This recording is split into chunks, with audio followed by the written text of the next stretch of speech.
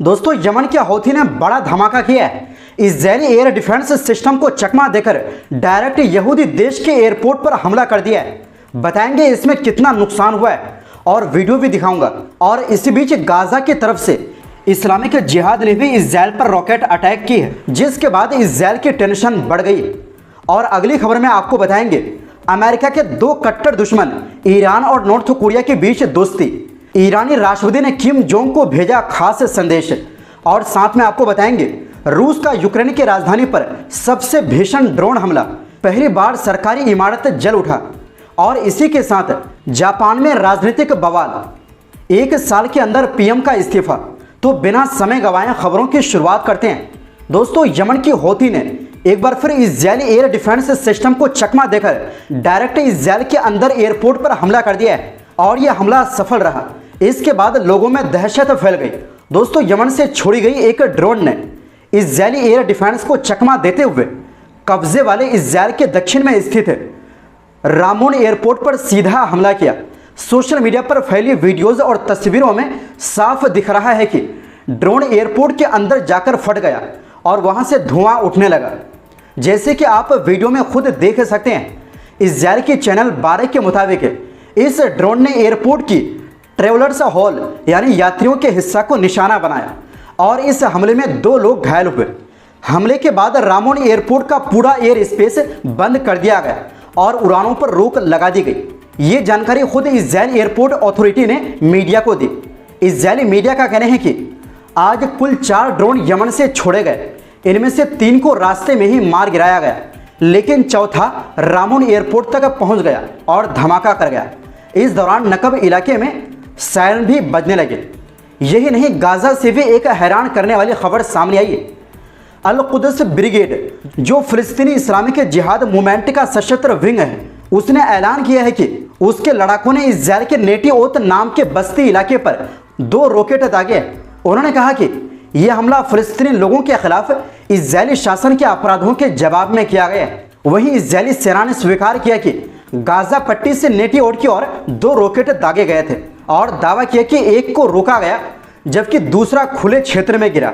Israeli media ने बताया कि इन हमलों के बाद गाजा बॉर्डर इलाकों और पश्चिमी नकब तक अलार्म सायरन बजने लगे।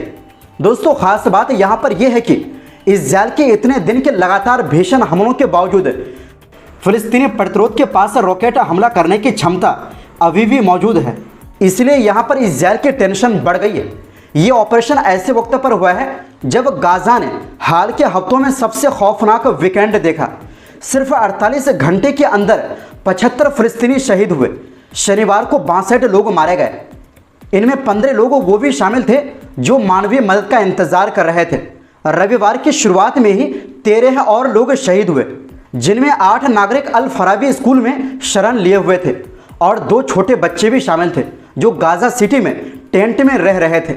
गाजा के हेल्थ मिनिस्ट्री के मुताबिक अक्टूबर 2023 से अब तक 64,000 से ज़्यादा फिलिस्तीनी शहीद हो चुके हैं और 1,62,000 लोग घायल हैं। वहीं दूसरी ओर दोस्तों, एक बड़ी खबर सामने आई है। उत्तर कोरिया के राष्ट्रपति किम जोंग को ईरान के राष्ट्रपति मसूद पेजेशकियान ने एक खास संदेश भेजा है। ये संदेश 9 सितंबर को आने वाली उत्तर कोरिया की स्थापना वर्षगांठ के मौके पर भेजा गया।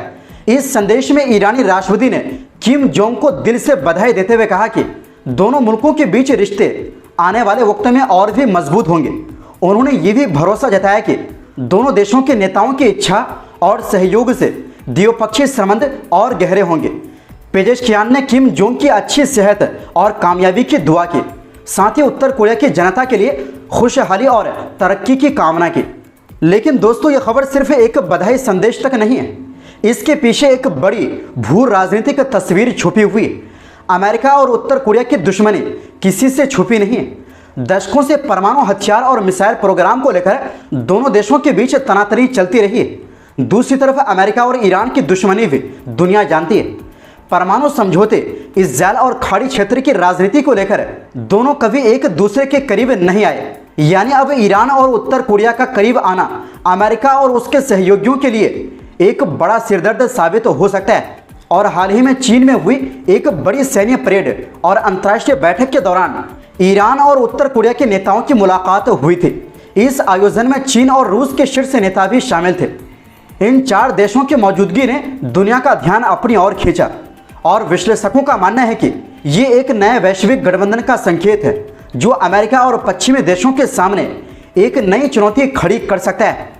कई विशेषज्ञ मानते हैं कि ईरान और उत्तर कोरिया के बीच बढ़ती नज़दीकियां सिर्फ सांकेतिक नहीं है, आने वाले समय में ये रिश्ते सैन्य सहयोग, तकनीकी साझेदारी और राजनीतिक समर्थन में भी बदल सकते हैं। इसलिए दोस्तों, किम जोंग को भेजा गया ये बधाई संदेश महज एक औपचारिकता नहीं है, बल्कि अमेरिका और उसके सहयोगियों के खिलाफ एक बड़ा रणनीतिक संदेश है। वहीं दूसरी ओर दोस्तों, यूक्रेनी अधिकारियों ने जानकारी दी है कि रूस ने यूक्रेन की राजधानी कीव पर रविवार को बड़ी संख्या में ड्रोन और मिसाइल दागे हैं, जिससे कम से कम 2 लोगों की मौत हो गई और 15 अन्य घायल हैं।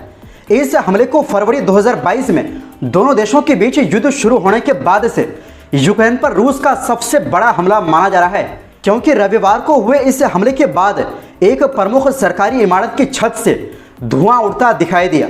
अधिकारियों ने बताया कि रूस ने यूक्रेन पर 805 ड्रोनों से हमला किया है। यूक्रेनी वायुसेना के प्रवक्ता ने पुष्टि की कि रविवार का हमला यूक्रेन पर पूर्ण आक्रमण शुरू होने के बाद से अब तक का सबसे बड़ा रूसी ड्रोन हमला था। इस हमले में रूस ने अलग अलग तरह की 13 मिसाइल भी दागी। वायुसेना के एक बयान के मुताबिक यूक्रेन ने 747 रूसी ड्रोन और 4 मिसाइलों को मार गिराया। रविवार तक यूक्रेन में 37 जगहों पर 9 मिसाइल हमले और 56 ड्रोन हमले हुए हैं। मार गिराया गया ड्रोन और मिसाइलों का मलबा 8 जगहों पर गिरा है। एसोसिएटेड प्रेस ने बताया कि एक सरकारी इमारत की छत से धुएं का गुबार उठा है। माना जा रहा है कि अगर धुआं किसी हमले के कारण उठा तो रूस ने हवाई हमले तेज किए हैं। रूस ने पहले शहर के सेंटर में सरकारी इमारतों को निशाना नहीं बनाया है। यह इमारत यूक्रेन के मंत्रिमंडल का हेडक्वार्टर है, जहां उसके मंत्रियों के कार्यालय स्थित है। यूक्रेन के पीएम यूलिया ने कहा, पहली बार दुश्मन के हमले में सरकारी इमारत को नुकसान पहुंचा है। हम इमारतों को फिर बनाएंगे, लेकिन जो जानें चली गई उन्हें वापस नहीं लाया जा सकता। वहीं दूसरी ओर दोस्तों, जापान से एक बड़ी खबर सामने आई है।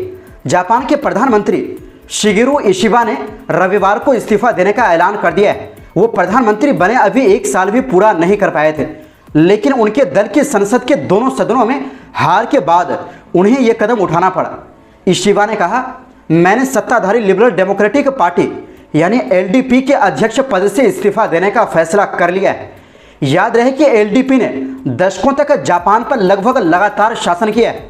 जापानी ब्रॉडकास्टिंग नेटवर्क एनएचके ने भी कुछ घंटे पहले रिपोर्ट किया था कि इशिबा इस्तीफा देंगे ताकि पार्टी के अंदर और ज़्यादा मतभेद ना बढ़े। अब सोमवार को पार्टी की तरफ से औपचारिक ऐलान किया जाएगा और जल्दी ही एलडीपी की नई लीडरशिप के चुनाव होंगे। इस पूरे घटनाक्रम की बड़ी वजह जुलाई में हुई सीनेट चुनाव में एलडीपी और उसके सहयोगी कोमेतो पार्टी की करारी हार रही है। 248 सीटों वाले सदन में गठबंधन बहुमत हासिल नहीं कर पाया और इसी से सरकार पर दबाव और बढ़ गया। हालांकि इशिबा पिछले हफ्ते तक ये कहते रहे थे कि वो चुनौतियों का सामना करेंगे और खासकर आने वाले महीनों में इकोनॉमिक स्टिमुलस पैकेज लागू करेंगे, लेकिन पार्टी के वरिष्ठ नेता और कई सदस्य उन्हें हटाने की मांग करने लगे ताकि आंतरिक कलह और ना बढ़े। कुल मिलाकर अब जापान की राजनीति में बड़ा बदलाव तय है और जल्द ही एलडीपी अपने नए अध्यक्ष और जापान के अगले प्रधानमंत्री का चुनाव करेगी। तो दोस्तों, फिलहाल के लिए इस रिपोर्ट में बस इतना ही। आपसे गुजारिश है हमारी सपोर्ट के लिए चैनल को सब्सक्राइब जरूर करें। बहुत बहुत शुक्रिया। अल्लाह हाफिज़।